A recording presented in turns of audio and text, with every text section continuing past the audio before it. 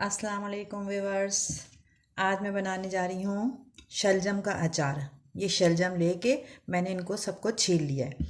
छीलने के बाद सारे शलजम पहले छील के फिर मैं एक बाउल में इसको कटिंग करूँगी इस शेप में, गोल गोल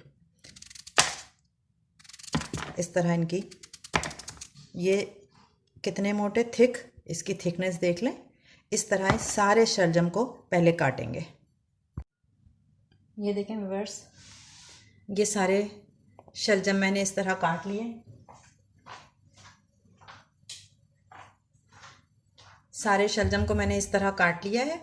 अब मैंने तकरीबन 1 लीटर, वैसे तो पानी इतना लेना चाहिए कि सारे शलजम जो हैं वो डूब जाएं उसमें, उसके ऊपर थोड़ा सा आए, और लेकिन वैसे अगर देखा जाए तो मैंने ये 1 लीटर से थोड़ा ज़्यादा पानी लिया है। अब ये सारे शलजम जो हैं ये मैं इन पानी में डाल दूँगी। इसको बॉईल करना है, बस कुछ भी इसमें डालना नहीं है, इसको सिर्फ बॉईल करना है। और तकरीबन 80% तक इस शलजम को गला लेंगे हम। तो इसको बॉईल करते हैं, जब ये गल जाएगा तो फिर मैं आगे का प्रोसेस आपको बताऊंगी। ये शलजम बॉईल हो गया है और ये गल भी है, तकरीबन 80% ये शलजम गल गया है।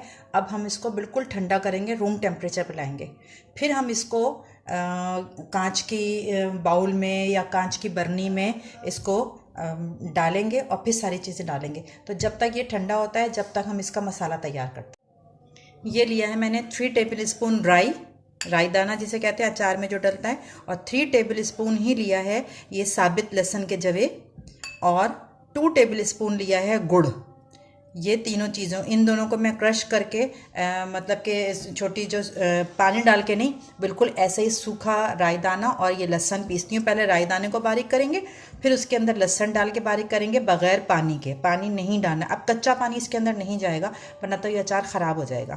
तो लिहाजा राई को और लहसुन को पीस के, और फिर जब तक वो शलजम ठंडा हो जाएगा, फिर मैं किस तरह उसमें शामिल करती हूँ मैं आपको बताऊँ। ये देखिए शलजम जो है, मैंने पानी में जो बॉईल किया था शलजम, वो ठंडा हो गया, बिल्कुल रूम टेम्परेचर पे आ गया। अब मैंने इसको गिलास की, ये जो मेरी बर्नी है ये गिलास है, इसका जो मेटल है ये गिलास का है। इसमें मैंने वो शलजम डाल दिया। जिस पानी में मैंने शलजम बॉईल किया था वो पानी भी इसमें डालना, उस पानी को फेंकना नहीं है। सारा जायका तो शलजम का उस पानी में आ गया होगा, तो वो उस पानी को डालना है। उसके बाद मैंने 3 टेबल स्पून राई और 3 टेबल स्पून जो लहसुन था उसको दुरदुरा सा कूट के वो इसमें डालेंगे।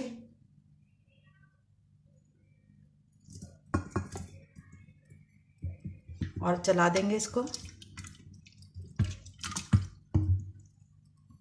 उसके बाद 2 टेबल स्पून गुड़, ये भी इसमें चला जाएगा।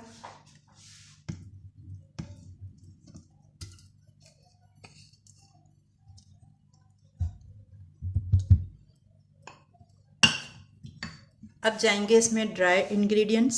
इसमें क्या है, 1 टेबल स्पून कुटी हुई लाल मिर्च, 1 टेबल स्पून सॉल्ट और ½ टी स्पून हल्दी। ये सारे मसाले भी इसी में चले जाएंगे। और इसको अच्छे तरीके से चला देंगे। लेकिन ये अचार रेडी हो गया है। अब इसमें कुछ डलेगा नहीं। नमक आप चख लीजिएगा अपने जायके के हिसाब से। लेकिन अभी मैं इसको 2 से 3 दिन तक धूप में रखूँगी। 2 घंटे रोज़ाना, जब तेज़ धूप निकली हुई होगी ना, 12 साढ़े 12 का वक्त होता है, उस वक्त 2 घंटे के लिए इसको धूप में रख के फिर ये खाने के, इसमें खटास भी आ जाएगी और इसमें धूप लग जाएगी, फिर ये खाने के काबिल होगा। अभी तो इसको उठा के ढक के रख दें उस धूप में, और 2 से 3 दिन मैं इसको धूप में रखे रहूँगी। फिर उसके बाद ये, इसमें राई जो डली हुई है उसकी खटास भी आ जाएगी, खट्टा हो जाएगा अचार, फिर ये खाने के काबिल होगा। ठीक है। अब इसको आप किसी मटर चावल के साथ खाएं, तहरी के साथ खाएं, खिचड़ी के साथ खाएं, दाल चावल के साथ खाएं। बहुत ज़्यादा ऑप्शन है इस अचार को, और इसके फ़ायदे बहुत हैं। बहुत खाना भी हज़म करता है ये वाला अचार जो है, ये खाना भी हज़म करने में मदद देता है, और वैसे टेस्ट में भी बहुत अच्छा। ये पानी का अचार हलीम में भी डाल के बहुत अच्छा आता है, आप कभी खाइएगा। और इस रेसिपी से पानी का शलजम वाला अचार जो है तैयार करिएगा, और मुझे कमेंट्स में ज़रूर बताइएगा कि आपको ये अचार कैसा लगा तैयार करने के बाद। और प्लीज़ मेरे चैनल को सब्सक्राइब भी कर दीजिएगा। अल्लाह हाफिज़।